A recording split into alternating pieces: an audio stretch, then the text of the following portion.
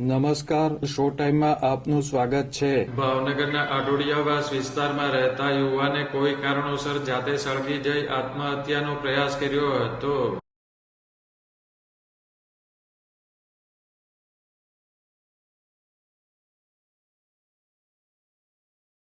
શહેરના આડોડિયાવાસ વિસ્તારમાં રહેતા યજ્ઞેશભાઈ બાબાભાઈ રાઠોડ નામના યુવાને કોઈ કારણોસર જાતે સળગી જઈ આત્મહત્યાનો પ્રયાસ કરતા તેમને સારવાર માટે હોસ્પિટલ ખસેડવામાં આવ્યા હતા.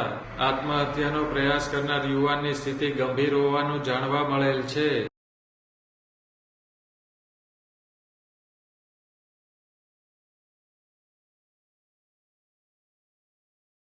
આ ઘટનાના પગલે હોસ્પિટલ ખાતે યુવાનના પરિવારજનો અને સંબંધીઓ મોટી સંખ્યામાં ભેગા થયા હતા.